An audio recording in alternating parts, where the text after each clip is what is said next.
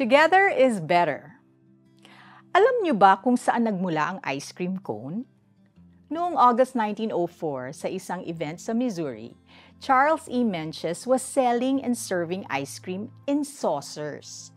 Napakainit kaya ang lakas ng benta at naubusan siya ng malinis na saucer. Nagkataon naman, ang katabi niyang seller ay isang taga-Syria na si Ernest Hamwi. Nagtitinda naman siya ng zalabia, a wafer-like pastry na niluluto sa waffle maker. Kinausap ni Charles si Ernest. Habang mainit at malambot pa ang zalabia, Ernest shaped it into a cone na pinuno naman ni Charles ng ice cream. Saka inabot sa customer. Ayun, success! Buti na lang, Charles was humble enough to seek help at si Ernest naman willing tumulong. May kasabihan, one finger cannot lift a pebble. Nilikha tayo ni Lord para makipag-cooperate, mag-collaborate, at makipartner sa iba para matupad ang kalooban niya.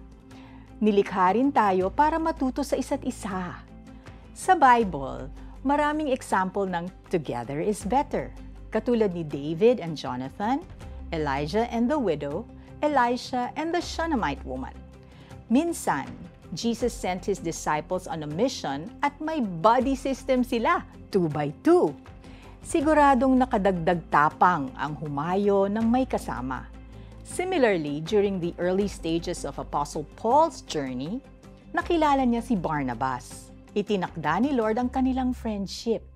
Na-encourage ni Barnabas si Paul at madalas silang nagkasama sa mga mission trip.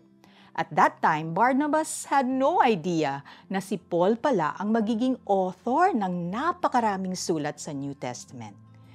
Tinatawag ka bang makipag-cooperate? O baka naman kailangan mo ng katuwang? Ayon sa Ecclesiastes chapter 4 verses 9 to 10, collaboration leads to more productivity. At sa oras na may kakulangan ng isa, ito ay napupunan ng kalakasan ng iba. Together is indeed better. Manalangin tayo.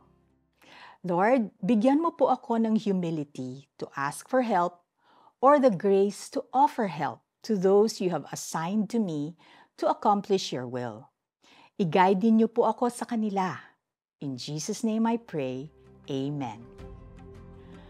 Look back in the past month and thank God for the times when others helped you accomplish what you needed to do. Find a way to thank them and ask God to guide you to someone you can help. Ang dalawa ay mabuti kaysa isa. Mas marami ang bunga ng anumang gagawin nila. Kapag nabuwal ang isa, maitatayo siya ng kanyang kasama.